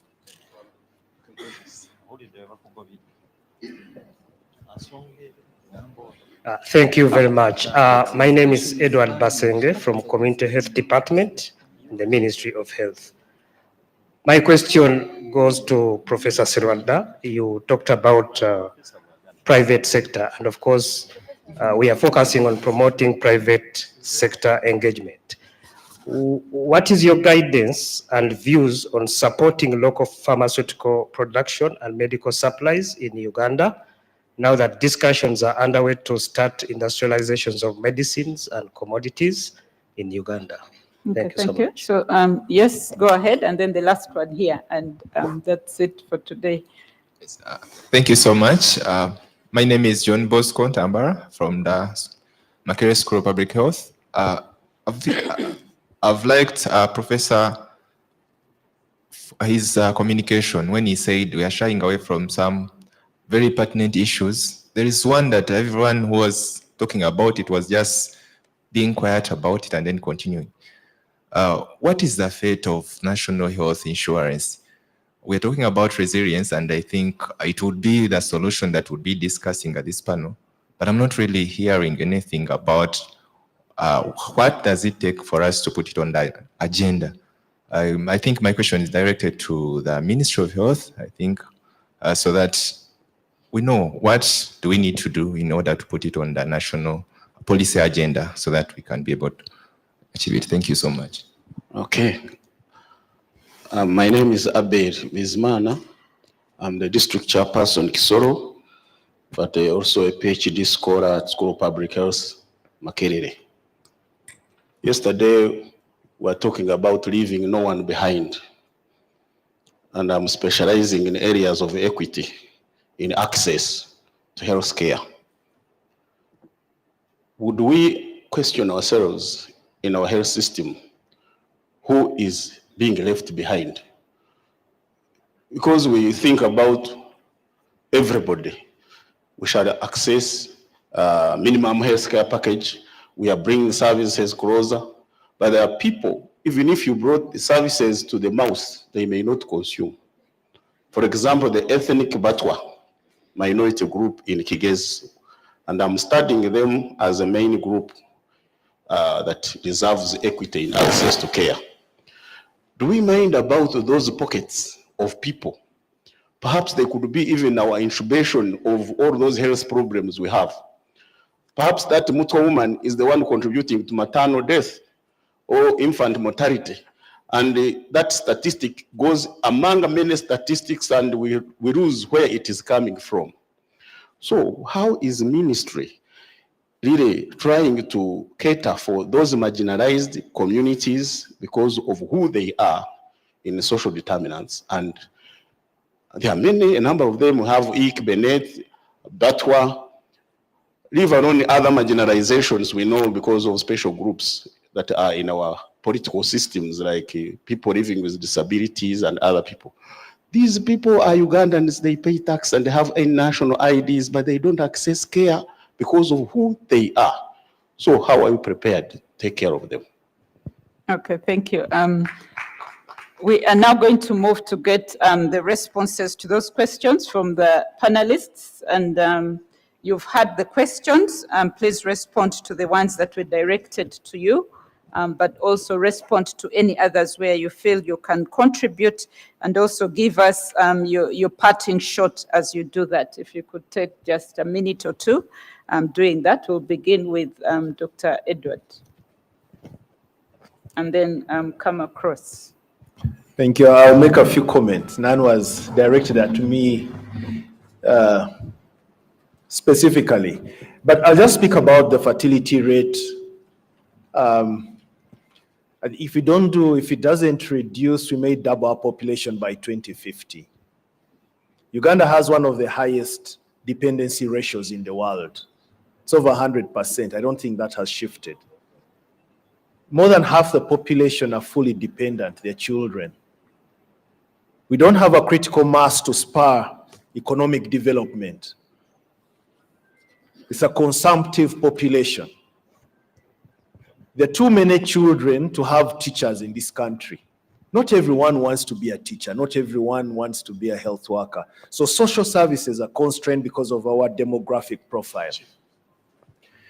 But Uganda is also a country with deep social, cultural, religious norms around fertility and the mysteries of fertility. But I think it's, and I think we have leaders here. It's a conversation that needs to continue. Can the minority carry the burden of the majority? And how soon shall we have that sweet trajectory in economic growth? There are all these debates about GDP. The GDP is at this point, but most people are poor. How will people be rich when they are dependent? So certain things, will not work out at the pace at which we'd like them to, unless we have these conversations. But that said, I think we have the onus to ensure equity and inclusiveness in the way we design health services. And as we talk health financing, we need to ensure that it is inclusive and and doesn't exclude those on the peripheries of society. But I'm not an expert in determining what the country should do. That's a bigger conversation that I think everyone should be part of. There was a comment about health unit management committees and them not being as functional as they should be. That is really like the board of the health unit. But again, this is a function that we cannot do as a health sector alone. We need to leverage the Ministry of Local Government and its structures to help us improve that. And I think for me, it gives a very good example of why we must have strong partnership with other sector players. I don't know if there's anyone from the health team at the office of the Prime Minister or for Ministry of Local Government headquarters. But I think I want to throw it out there to colleagues at the Ministry of Health that we need to reach out, forge the way we partner with development agencies is a way we need to deeply partner amongst ourselves as governmental sectors in order to deal with these issues of access, quality, equity. Thank you. Okay, thank you, Dr. Nelson. I would just like to speak to the question of vulnerable groups that the chairman raised. In our planning and budgeting processes as government, there is very clear guidance. For instance, gender and equity budgeting is a requirement. But what happens in actual practice is the problem, that you'll find the people who are doing these processes are not taking care. So those seated in the positions of quality assurance, like I'm sure the chairperson, no district plan would be implemented without the approval of the council. I would make sure that these vulnerable groups and the procurement guidelines also require that when you're doing procurement, you address the vulnerable groups. So at the local government level or even at national level, we should task that the plans have these things, that if there is a procurement, if you know that there is a disadvantaged group, then questions. So this is still within our power. No one out there is going to solve these problems. The guidelines are there, the procedures have been provided for, but it's the implementation that's not being done. And I'm sure we are in a position, and it's good that it's the chair who raises it. I think he has a lot in his power to address some of these things. Thank you. Okay, thank you. Dr. Emmanuel? Thank you very much, Dr. Elizabeth. I wanted mainly just to talk to the issue concerning the physiotherapists. Just to inform you that they're already part of the regional referral hospital organizational structure, and there are positions for them at that level. So that means that you're already part of the whole process of health, the whole continuum of healthcare in the country already. And you can do anything from prevention to full rehabilitation, which you may be involved as you conduct your work. The other one which maybe I may want to talk to briefly is the issue of efficiencies focused towards prevention of diseases in the country, efficiency towards what someone talked to as corruption. And I just want to say, let's just improve on efficiencies across all sectors. I know then we can save money for the health sector. Thank you. Thank you. Dr. Christine? Thank you very much. I think there was a question on the private sector, but I'll just briefly talk about it, and I'll let Prof. add on. I think the private sector is a very important partner that we can partner with in health, because they have the resources and they have the capacity. But for them, they are mostly focused on the issue of profits. So when we are dealing with them, we need to make sure that we provide an enabling environment so that we are equal partners when we are dealing with the private sector. Because most times that is what prevents the relationships from going on very well. So we need to make sure that we have enabling policies, we have enabling environment, and we bring them on the table so that they see what we are discussing. I'm not sure today whether we have the private sector with us here, but it will be good that we bring them on all platforms when we are having discussions so that they understand from our perspective and they can appreciate our needs, and then we are able to build a mutually collaborative relationship with them. So the private sector is very important. There are examples here in Uganda of successful private-public partnerships, but I think we need to scale them given the fact that we are in an era where there are less resources from our development partners. So the private sector becomes a very important partner for us to collaborate with. So I think from now onwards, we need to see how we can increase our partnership with the private sector for the benefit of the population. Thank you. Okay, thank you. Professor Seroda? Hello, okay. Dr. Moses, when there was a marked reduction in US funding to Africa, the first thought that came to my mind is not HIV. The first thought that came to my mind was reproductive health. You know, for some reasons, historical, much of Africa has been, in terms of reproductive health, has been heavily dependent on USAID funding, hugely heavy. And reproductive health, which is a wide range, but we shall talk about managing fertility, is one of the most important component of it. So if I talk about how are we going to prioritize our primary health care, I would say reproductive health is going to need a lot of funding. I agree with you is that managing fertility is also one way to manage resilience. It affects a lot of other things that the panelists have talked about. So I think that is something that will really have to, I would put it number one in terms of prioritization, especially when we are reallocating funds in this particular, in Uganda specifically. So yes, it's a concern. Unfortunately, it cannot be corrected quickly. It will have to have committed funding over a period of time to be able to control fertility rates. I mean, I remember Kenya was at one time, they had the highest fertility rates 10 to 15 years ago in East Africa, but they have been able to manage to do it because of heavy government investments. So I think that is going to be extremely very important. Private sector, I completely agree.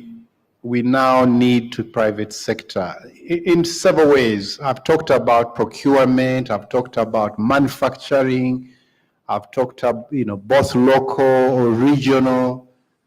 I think government will have to put into place policies and indeed facilitation of private sector in a very strategic manner. It has to be a very comprehensive strategic plan in manufacturing, so that we can be able to locally or regionally manufacture or create partnerships that can give us the ability to do local manufacturing.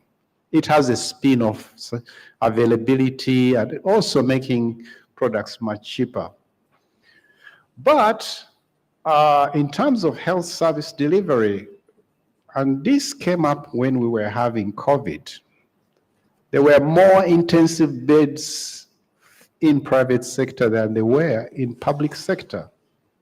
And many of us were very much involved in the management of COVID. The president was saying, why are the private sector charging so much money in intensive care? But government hasn't invested, or the taxes it puts on all the equipment into intensive care. There has to be a more strategic way in how government can help private sector be able to actually provide services at a much more affordable rate.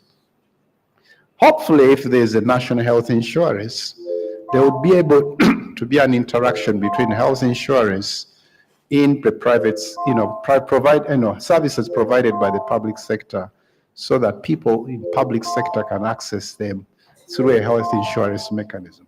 But the ability to be able to cooperate between the two sectors, I think, is going to be extremely very important in providing services moving forward. That's an area to explore moving forward. But I think the most low-hanging fruit is really in manufacturing and being able to help into procurement. Somebody asked me a question about physiotherapy, but I'll leave that to Minister of Health. I'll comment on the issue of who is being left behind. Who are the people left behind? I would say the data should tell you who is being left behind. It could be a very different sector of people when you look at HIV. It could be a very different set of people when you look at reproductive health. It could be a very different set of people when you look at non-communicable. But look at your data. The data is telling you who is actually at risk or who is being left behind. So it's a question of looking at your data to be able to define who is actually being left behind. Corruption. We sort of nicely, diplomatically put it into governance, leadership and governance, and accountability. But yes, I agree, Dr. Gua, today that corruption is you'll find that everybody has talked about that if we can optimally use the money we have, we can be able to go a long way in financing our health systems. And corruption is something that probably is eating away too much of.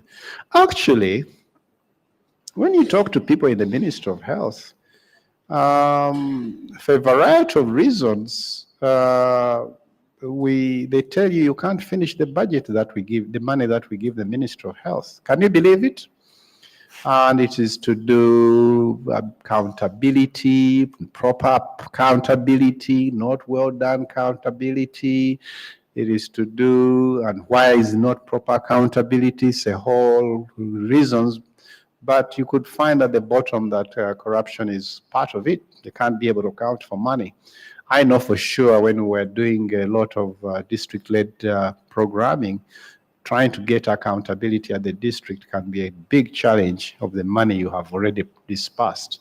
So I think that is a systematic problem that needs to be addressed out there. So it requires leadership. The accountability will have to come straight from the leadership to demand it and also follow it by example.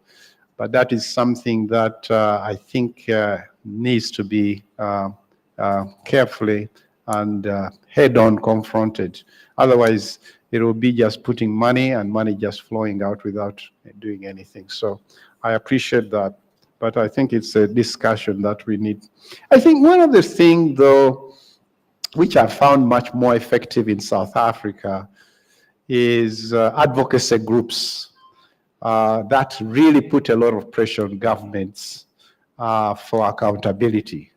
Uganda doesn't have strong advocacy groups that demand and actually demand services and demand services. South Africa, during this struggle in providing HIV for its population, it's the advocacy groups that put South African government on their feet to be able to provide those services. So advocacy is going to be extremely very important, and consequences of lack of providing. Thank you very much. Thank you, thank you. Dr. Tavia, and also respond to the insurance issues. Where are we? How can we better regulate community-based health insurance? Yeah, thank you. I think Prof has ably talked about most of the things, summarizing the key questions. National Health Insurance Scheme, it is still very high on our agenda, and we are pushing this, and we hope that by next year we will be somewhere. It is something that is dear to us and is going to help us with a lot of issues that we are facing with our health services. Physiotherapists, I think the director has talked about it, but I wanted to emphasize the issue of prevention. We have quite a number of actors in this space, including physiotherapists. And I said we have placed the village health team members at the community level, at the parish. We have the community health extension workers and other structures that are in place to support us in the health prevention agenda, engaging of the different community structures as well that we have in our community. Then the issue of, I know Professor has touched it and he has given the right, you cannot repeat what the professor has said, but I wanted to add something with your permission, being a generalist. You said the use of data. We have an issue with our, and someone who asked said, what is the Minister of Health doing? But where are the people who are being left behind? And who are they? We have to interrogate the data that we get within our local governments for all services, not only health. Because if these people are not on board for other services, then they will end up having health issues and they will come to the health services sick and becoming a burden. They will be the ones having the many children you are talking about. The fertility rate will be higher. In those groups, they are not accessing education and so on. So we need to know who is this that is being left behind across the services that government is providing to the people. And then for those that fall ill, we also need to use that information. Who is getting sick? Is it the children? Is it the elderly? Is it the, and where are they? Which community? And so on. So we need to start using the data to help us to offer the services to reach those people that are not accessing our services, especially prevention services. I think that is what I can add. Okay. Oh, community health insurance scheme, we take note of this. As we pass the National Health Insurance Scheme, I think this is one of the areas that will be reflected upon and how best they fit in. Thank you. Okay, thank you so much. So, ladies and gentlemen, this morning we set out in this panel to look at health systems resilience and what we can do. And we've talked about the what and the how. We've emphasized issues related to strengthening governance, leadership, and solidarity. We've talked about the fact that we need to use our finances better before we ask for more.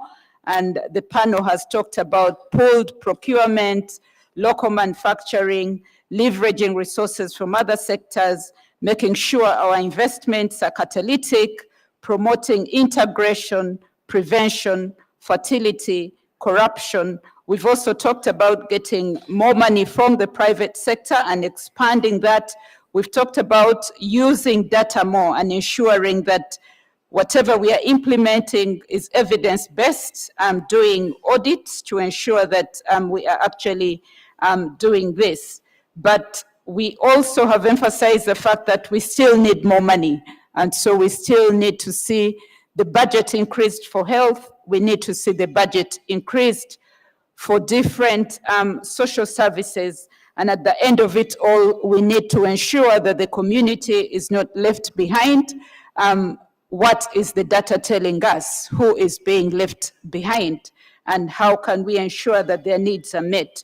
So we shall conclude this session on that note.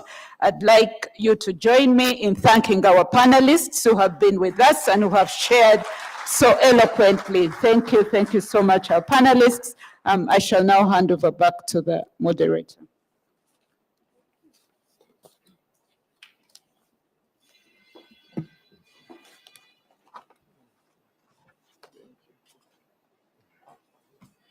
Thank you. Members, you can appreciate Dr. Elizabeth. Dr. Elizabeth, you can step back for a group photo with the panel as we send some communication. So the media, Tony and team, come and take a picture of our panel as we guide on what is going to happen next.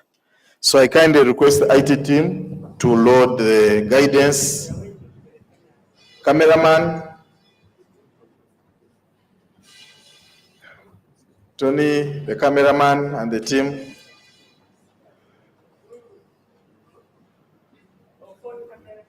They are coming. Tony. Okay.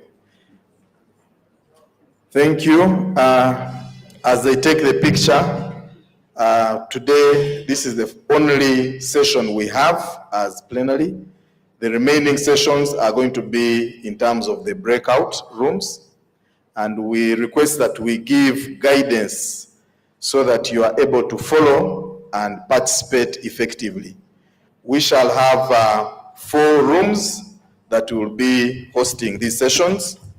The first room is Victoria, where we are now. And in the hall where we are, which is Victoria, we shall have 3 sets of discussions. The first one, we are going to look at microbial resistance, and that will take us up to lunchtime. And then after lunch, we shall look at issues of TB and integration in HIV service delivery. So in case you have an oral presentation or you're a panelist in these sessions, this is the hall where you will be, and that is what we shall be doing. And during each break, we can have time to look at the posters and the stalls outside instead of spending so much time in the lines. Then in the other 3 halls are downstairs, where we were yesterday. That is, one of them is Mera Hall. In that one, we shall also have, the presentation again. So in Mera, we shall also have 3 sessions. The first one will look at issues of climate change. You can take a screenshot, issues of climate change. We have a topic on mental health. We recall in our pre-conference, issues of mental health came out strongly. So the team is back together with more panelists to discuss issues of mental health after lunch in Mera Hall. And beyond that, they will also combine it with issues of burnout at workplaces, which will also contribute to mental health. Then in Shina, that is also downstairs, we shall be looking at epidemics and One Health, then immunization, and how to end malaria death. So the presenters, Shina Hall, that is what we shall be looking at. Then the last is Royal. In Royal Hall, we shall look at issues of SRH and also mortality surveillance, and also how to look at being prepared in our systems. So ladies and gentlemen, we request that we follow that guidance, because if we don't, then we shall end up being mixed up.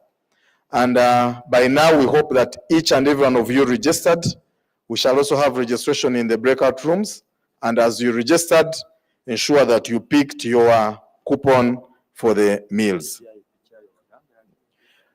Ensure you have your coupon and keep it safely, because they will not be giving out any more lunch vouchers. In case you don't have and you registered, confirm with the registration table. As we go, it's time for our break tea. Our break tea again has been separated into 5. So we have 40 stations downstairs. Again, don't overcrowd the entrance here, because they have done it to plan for you well, instead of being at one station when there are not enough facilities. So we have enough tea for stations downstairs and also a station up here. So for our panel that was here, the keynote speaker, led by the commissioner and the senior leadership of the Ministry of Health, together with the heads of institutions that are here and the directors of the regional referral hospitals, you'll be ushered to your tea by Kato and Ruth. And then the DHOs, the LC5 chairpersons and chief administrative officers, we shall use the first tea point here. The rest of us, MOH staff and the presenters and other delegates, let's go to the lower part. We have 40 sessions there. We see you after lunch or after break tea in the respective 4 rooms that we have said here. And please keep an eye on your valuables. Thank you. Let's have tea. The sessions in the breakout rooms will start immediately at 11:50. So all the chairpersons and the presenters proceed to the rooms. Those down, you have tea near them. Proceed and start loading the presentations. Thank you.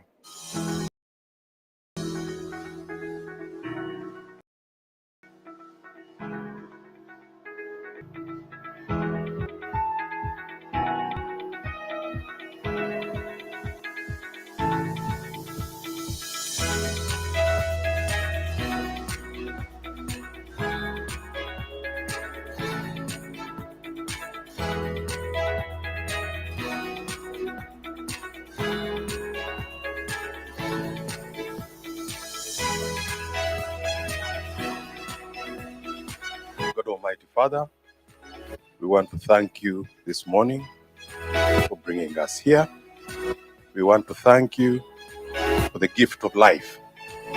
I'm very delighted this morning that the full conference has started.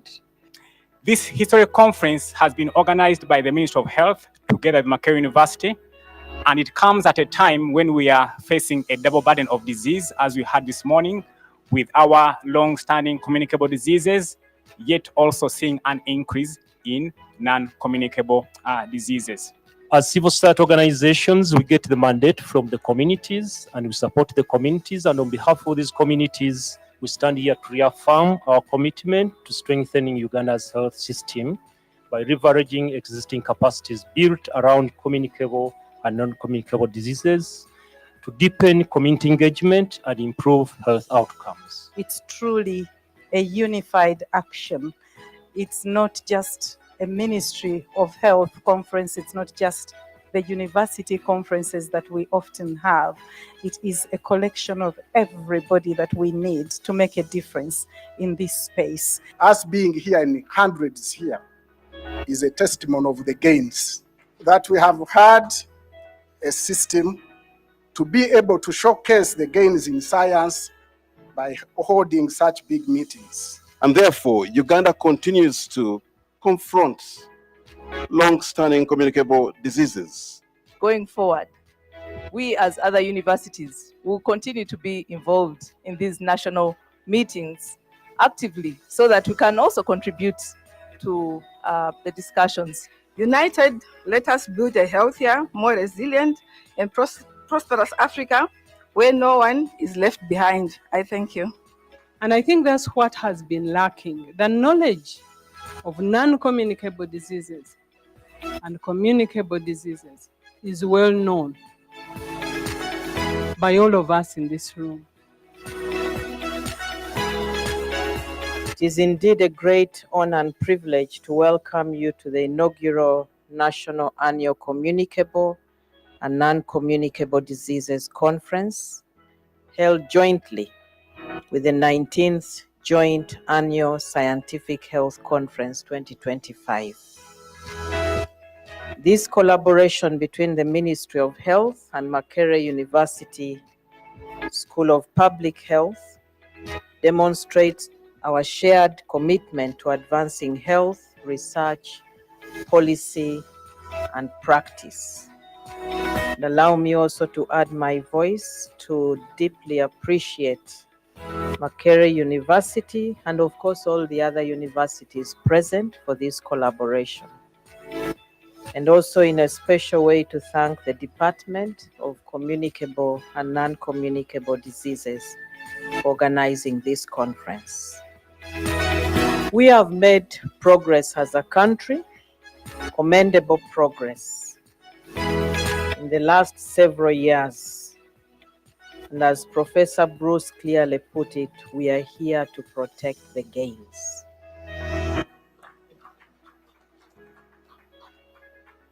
And integration is one of the best ways to protect these gains.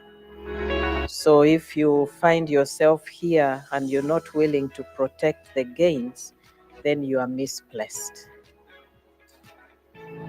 As I open this conference, I appeal to all of us to renew our commitment to prevention, innovation, and partnership. Every policy, every intervention, and every community effort matters. Unified action is urgent if we are to end preventable, communicable, and non-communicable diseases by 2030. It is now my honor and pleasure to declare this conference officially open for God and my country.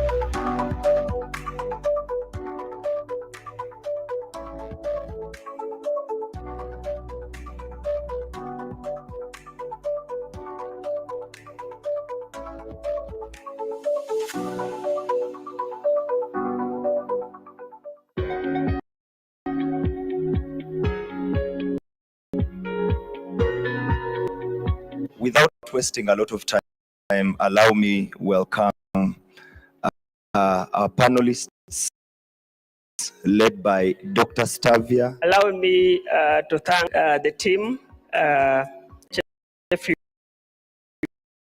Uganda Cares, for creating an open about service delivery integration.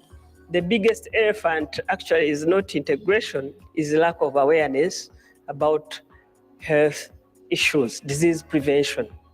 I think that is the biggest elephant we have in the country. Like the previous speaker said, you'll find that one person has multiple diseases. It doesn't stop someone from with hypertension from having malaria as well. So with integration of services, it's one of the advantages that we will see, that the patient can get all the services at one point. I live with HIV since 1994, when I was discovered with TB. 1995, I was one of the guinea pigs for PMTCT when we were just taking as we went into labor, and I'm glad now it has become fully blown into EMTCT, and we are seeing less mother-to-child transmission. I have undergone divorce.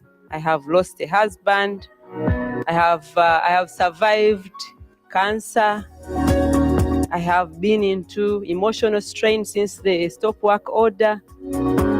And I'm still the same person. And I think that is the best description of integration we are talking about. And yet, I continue to survive. And that is the voice of community. How about we create something I could call a Yuga Aid for the Ugandan people? USAID was from the United States of American people. How about Yuga Aid? And this is something that can be initiated by this scientific community. I understand very many of prominent people are in this room who have the potential to initiate something like this. I really appreciate the presentation, and I'm really excited about